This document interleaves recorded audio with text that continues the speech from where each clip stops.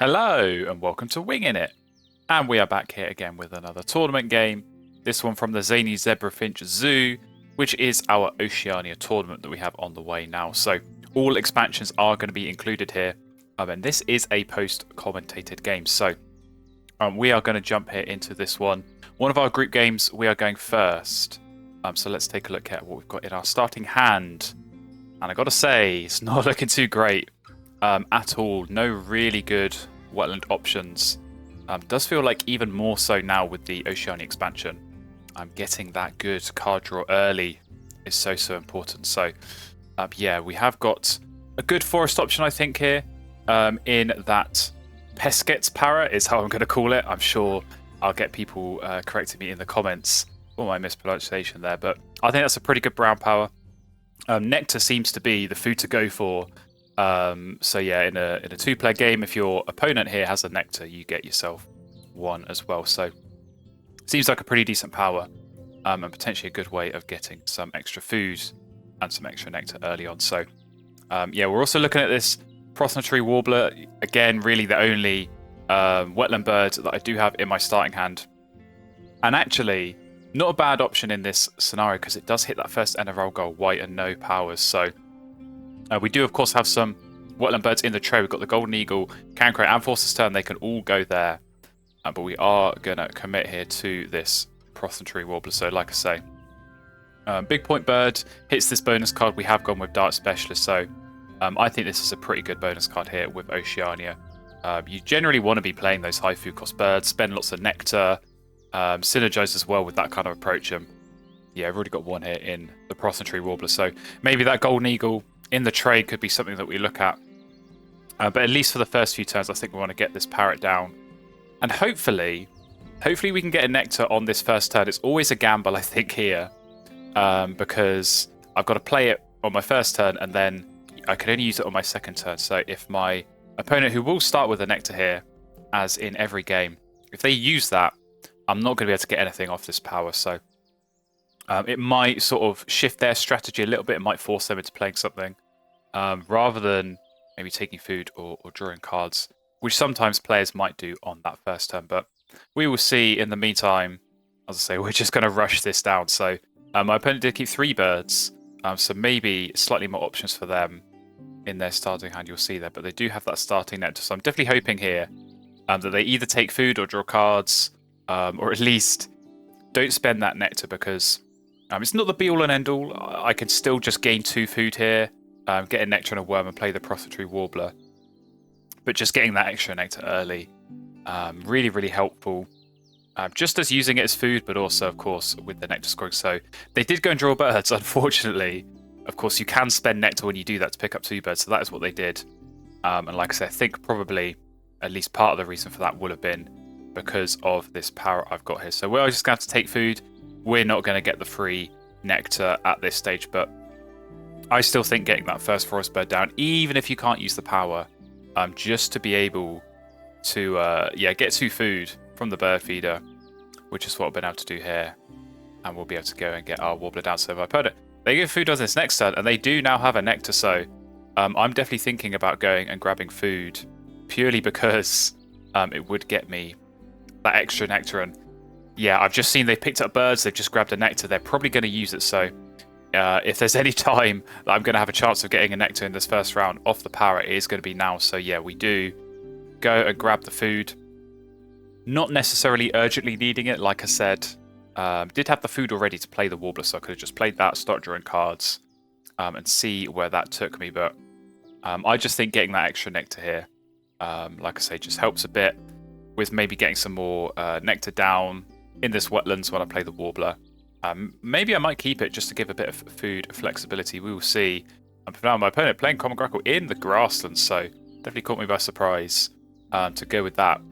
Definitely tells me they're going to be going for a grasslands engine. I think Common Grackle is a bird that is a very strong opening wetland bird here on the Oceania mats. You play it, you start drawing cards, you get your 2 points with a tuck and an egg outside the grasslands, which is very powerful. So yeah, I think to go there kind of tells me that maybe they've got a Killdeer, a Franklin's Girl, or something like that is going to get them some card draw in the grasses. But they're just going to go for food, grab another nectar, which again did sort of tempt me here, but I think running out of time to be able to use that effectively. So we're going to draw. We're going to top deck, and we're going to get an Eastern Screech out, and immediately that makes me jump on this Carrion Crow. So I was already sort of thinking a little bit about playing the Carrion Crow. I think it's a pretty decent power. Did see my opponent picked up the Golden Eagle on their first turn, so I know there's going to be some Predators coming in. There we go. They do have some card draw, so maybe not going to be a Killed It or something like that. But yeah, Carrion Crow. I feel like these teal powers are pretty good. Just as a way of passive point scoring, but as a first Grassland Bird here, so important, I think, on the Oceania boards to be able to get that first Grassland Bird, even if it doesn't have a power. It's a similar logic to getting that first bird in either the forest or the wetlands, just to be able to get yourself 2 eggs. You really don't want to be laying eggs and only getting 1 egg at the start of the game here. And if you don't have extra cards, you don't have extra food, can be quite tricky to, have something to discard to get this extra egg. So there was quite a nice sequence of turns here that I knew I could follow, play the Crow. We're going to lay eggs on this next turn and get the Screech Owl down, so we are going to benefit at least somewhat from this Crow. I know that I'm going to get guaranteed 4 caches from that minimum. And it's something I can target now. You know, I don't have Falcon, I don't have Rodentologist, so ordinarily that's the sort of synergy, that's the sort of combination you look for when you're going for the Carrion Crow. But I think it could still work. I still think it could work. There are some really nice Predator powers out there, and some really nice big point ones as well that would also hit Diet Specialists. So there is potentially some synergy there that I can look at. But as I say, for now, we'll get our eggs down. And thanks to some of that extra food we've been grabbing, we do have ourselves an extra rodent here to use to play the Screech Owl. So opponent doing something very similar. They're getting good birds in all the habitats here. So they've got their forest bird in that nuthatch down, so I'm sure they're going to be setting themselves up nicely to get some extra food, and likewise we are doing so here with our Screech Owl. So starting to build up this forest, giving ourselves that option of discarding cards to get extra food, I think is generally quite nice. Obviously we don't have great card draw, so as I'm going into round 2, I'm definitely thinking, okay, that's my priority, that's my sort of next thing on the wish list is a nice wetland bird to really help improve the card draw. But there we go, thanks to that Prothonotary Warbler that we kept, we did win the end of round, so very, very nice. 4 extra points. So again, sometimes these slightly unconventional plays that you might not ordinarily think about doing, if they hit a bonus card and if they hit that end of round goal and get you some extra points, that can definitely be a good thing to consider going for. So yeah, we come here into round 2 and we have got a red-winged blackbird in the tray. Opponent has left that, they've gone for food, so I'm going to snap that right up. I think that solves a lot of my problems here. It's a good wetland bird, it's going to help me draw cards, get some points and get some eggs, because right now, again, we've got that Carrion Crow, so we can lay eggs and get 2 each time there, but it's not great, it's not a lot of eggs. If I'm going to be trying to play lots of birds, trying to play lots of big point birds, especially for the Start Specialist, I'm going to need more eggs than I can reasonably get hold of in the grasslands. So yeah, red-winged blackbird is definitely going to help out there. And unfortunately, we're up against a white stork here, so it wasn't killed here, it wasn't a Franklin's goal, but it was a white stork, maybe that my opponent had at the start, or maybe they found it. Always hard to tell in those sort of scenarios, but yeah, I know I'm up against it here. You know, white stork, it's still a strong bird. Maybe it's not quite as strong now with the grasslands being weakened a bit here in the Oceania mats, but definitely still good and definitely not the kind of bird you want to come up against. Now, slightly unusual turn here, and it is mainly because of that white stork. I really, really wanted that black-red star. I think, again, these teal powers are very, very strong on the Oceania mats, and as a way of getting extra eggs, super, super strong. So yeah, if the white stork hadn't gone down, I would have been a bit more patient. I would have taken food, played the blackbird, and then draw cards. But white stork, it resets the tray. So if there's something you like the look of, you've got to go and grab it. You cannot afford to sit around and wait, unfortunately. So yeah, we are going to go ahead and take food here. I don't think my opponent has any nectar here, although Screech Owl coming in clutch there with the 2 dice, re-rolling a rat, so we get a point there. But yeah, definitely would have liked another nectar. Would have just maybe given me a bit more flexibility in terms of maybe being able to get the red start down. But they do go and take food just 1 turn. Slightly too late.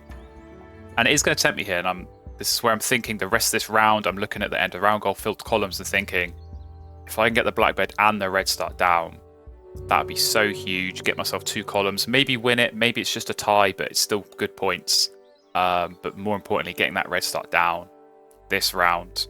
Of course, the teal power, you get eggs in a habitat that doesn't have any eggs, and I've got plenty of habitats that aren't going to have any eggs in them, so should be no worries at all going for that. And so indeed we do go and take food. Plenty of nectar there on the reroll, so we're going to get 1 off that screech owl. Really doing the business here. 1 dice that time, still rolling a rat, so very good work from that. And yeah, there we go. The parrot there getting me another nectar, so we are food rich at the moment. It is all looking pretty good. And yeah, as we come through to our final few turns, as you see my opponent playing Housefinch in the wetlands, so maybe they're not satisfied with the card draw that White Stork alone is giving them. But yeah, we are going to play our red-winged blackbird here, so pretty nice sequence of turns here. Final 3 turns, play the blackbird. I don't have any eggs, but I'm going to draw cards. That's going to get me the egg, and I can then play my black red start. So like I said, it's going to hit that filled columns. I'm going to get 2, which should be at least good enough to tie. I don't really think my opponent's going to have any shot of getting up to 3 columns here. But as I say, just getting those extra eggs. Even in round 2, I think, in the base boards, often these birds are off-putting, I think, especially this black red start. To play it too late in the game because 0 points, 3 food, which can be quite difficult to get hold of.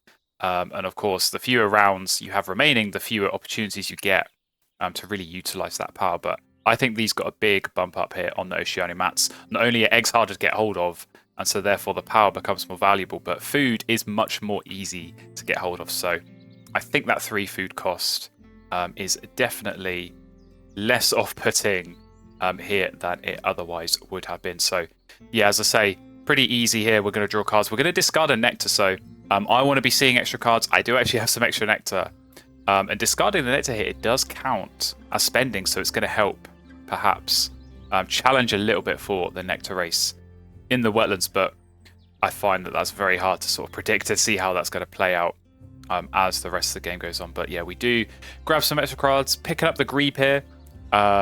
Mostly I think that's because I had the 2 fish, and I'm sort of thinking, okay, it might be a good way of getting extra cards.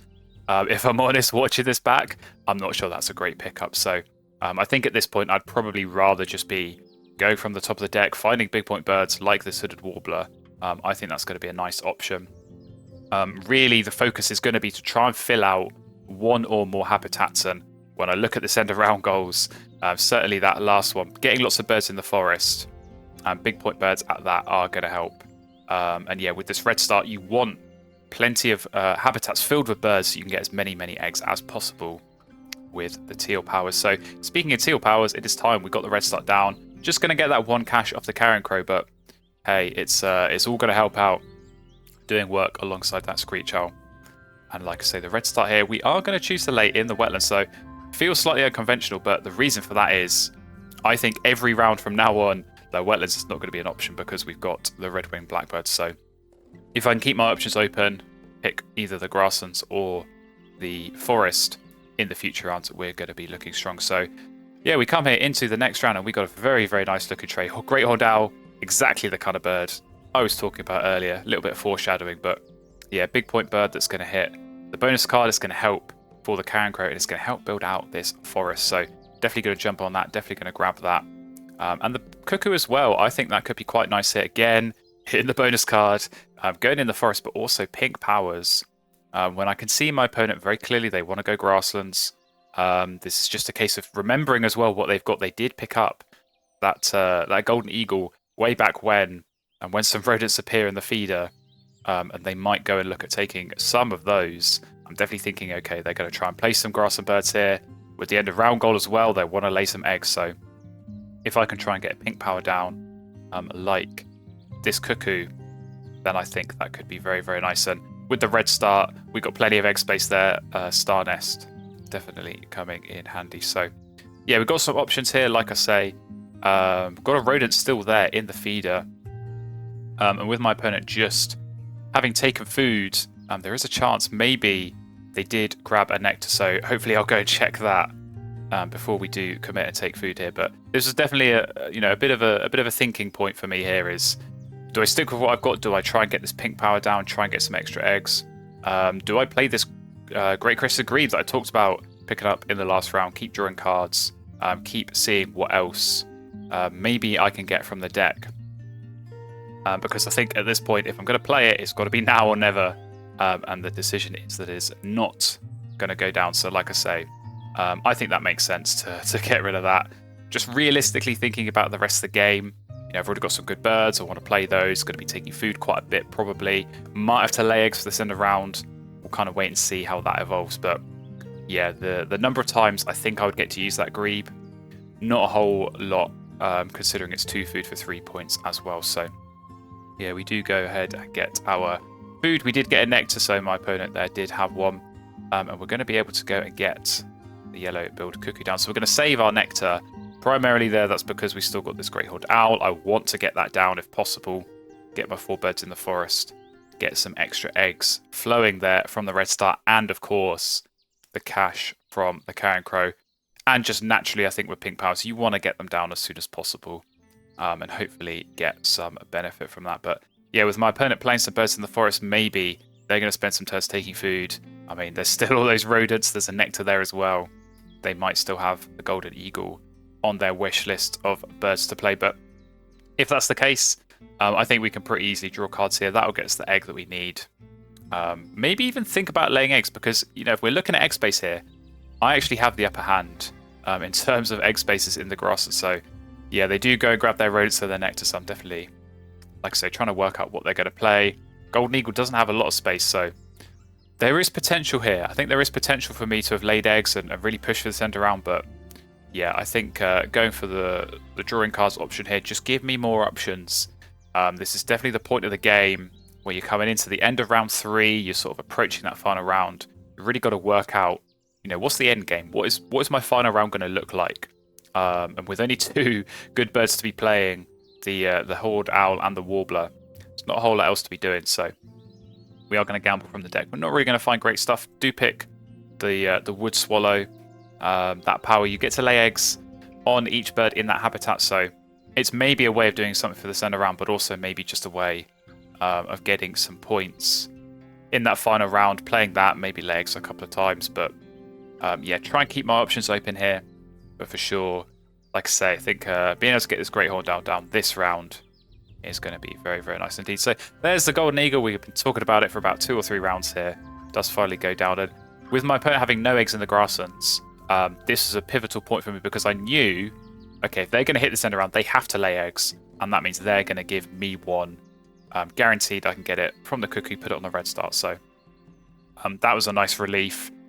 Knowing that I wouldn't have to lay eggs here, I could still, of course, if I needed to, use the black red star power to lay eggs in the grasses, but only getting 2 eggs there versus the 4 in the forest, it is a bit of a downgrade. So yeah, just thinking here, you know, with 2 turns left, it's not entirely clear. If there was just 1 turn left, it'd be so easy. Play the horned owl, no thinking. But sometimes when you actually have an extra turn that you haven't quite accounted for, you haven't quite worked out what you're going to do with it, it could be a little bit tricky because, you know, no one wants to be taking food on the last turn of a round here. You want to grab nectar, of course, with the parrot as well. That potentially can get me some nectar if I use it at the right time.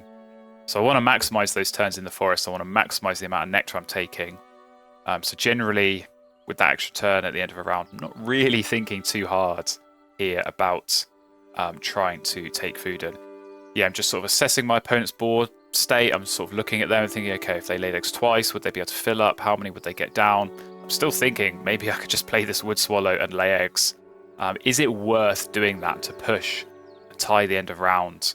Lots to weigh up here. Like I say, I'm thinking about maybe missing out on an egg from the red start, maybe missing out on a cash on the carrion crow. You know, there's point swings either way. You could get them from the end of round, or you could get them from these TO powers. But I think the best play here is going to be to get this horned owl down. Like I said, just for the extra points through those TO powers. Sometimes it's not worth chasing the end of rounds.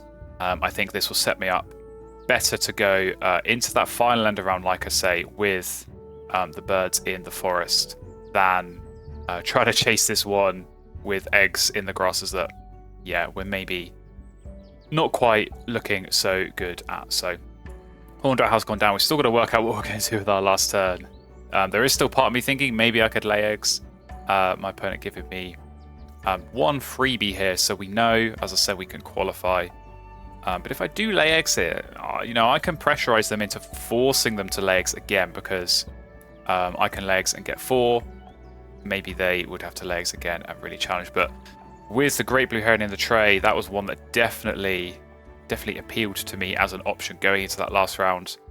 It's a bit of a gamble, I've got to say, because we actually don't have another wetland bird to play with it. Could have played it safe, could have grabbed the Chetty's Warbler, but I'm definitely thinking here, as we go into this final round, we're going to get a fresh tray. If they're going to keep using this white stalk, I mean, the grasses are set up very nicely there for them to lay eggs a bunch of times. In that final round, get some points, get some extra card cycle. So I'm definitely expecting them to go and do that a few times. Just by moving that tray around, maybe we'll get some nice wetland options coming up. So yeah, we have our opponent here going and taking food. So no more eggs for them, but they are going to win pretty easily.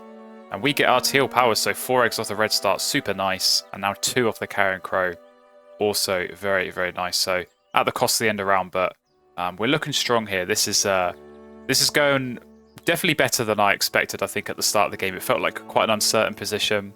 And there's been a lot of suboptimal turns, maybe is the way of putting it. With just this blackbird, it's not been great card draw. It's been a lot of making the most of what I've been given.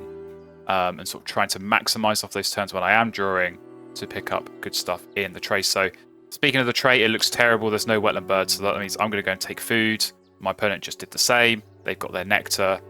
We can get a nectar here and know that we're going to get another one off that parrot. So we've got some predator powers to activate here.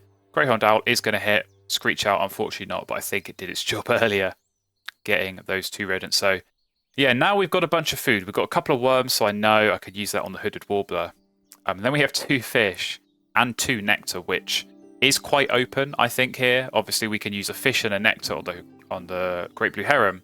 But then we still have another fish and another nectar. And if I'm thinking about some random wetland bird that I'm going to try and pick up and play, I think having a fish and a nectar is pretty open and pretty flexible. So yeah, I'm just trying to weigh up here, trying to work out, okay, do I draw cards now?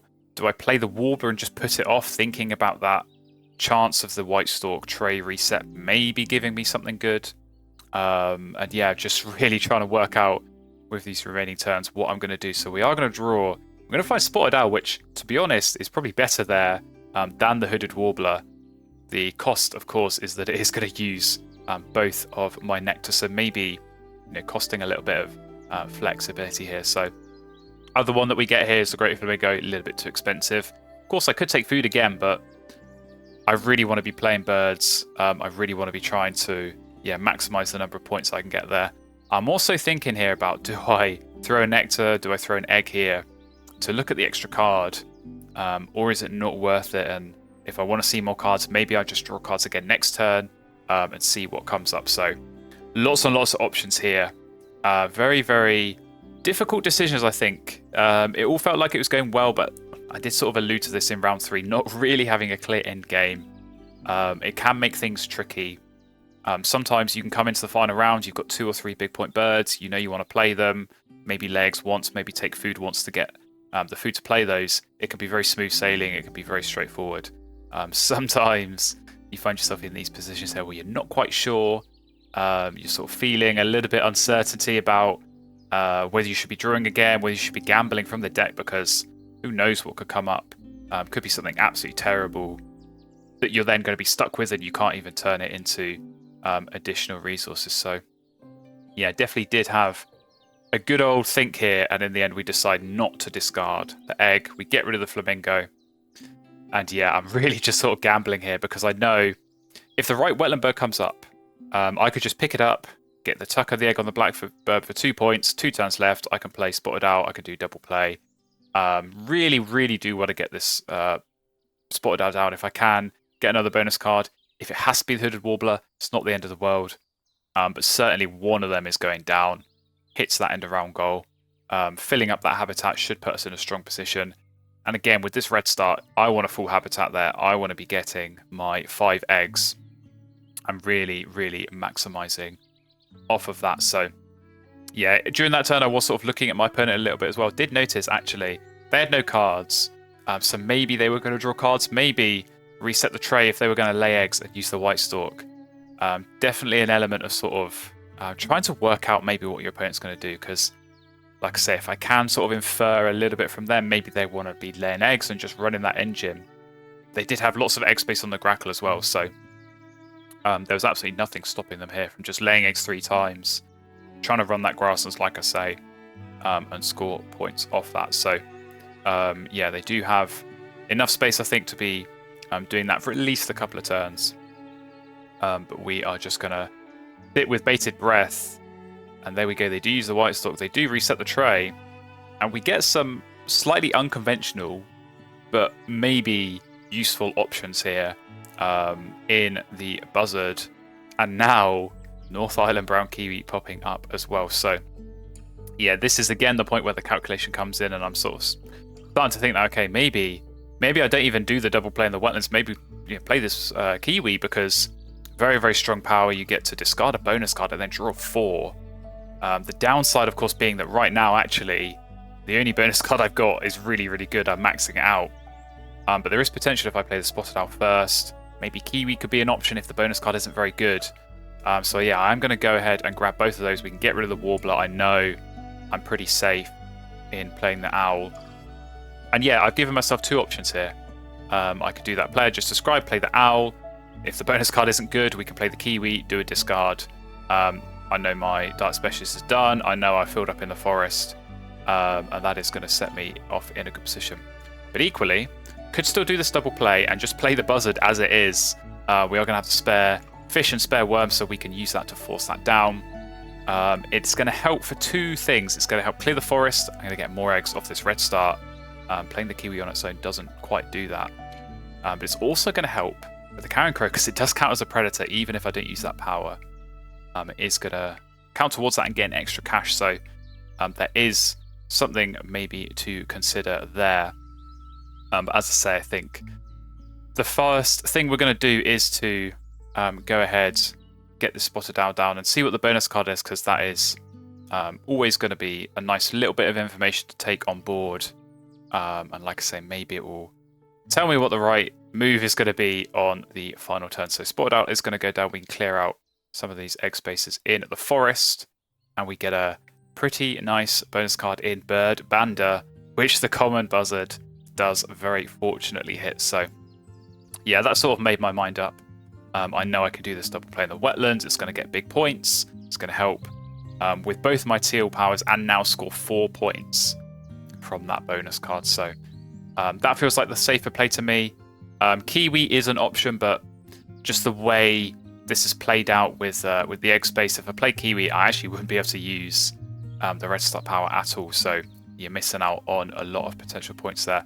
My opponent, they did pick up the Raven. They took food. They played it. So they've got a nice big point bird down. We are going to follow suit with our own big point play. As unconventional as it is, we're just going to pay the food cost for that red start. We're going to use up all of our food here and just be left with the 1 bird remaining in that North Island brown kiwi. So there we go. We are all done. We come into our teal powers and 3 caches from the Carrion Crow. 7 in total, I think, is pretty strong.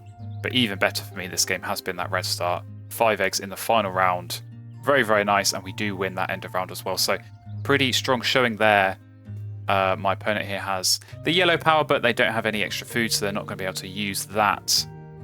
Meaning we're going to jump through straight ahead here into the nectar scoring. So yeah, a bit of a mixed bag. We had a tie there in the forest. I think we come second here in this grasslands. Very, very close. Just the 1 nectar in it, but we did get enough spent there.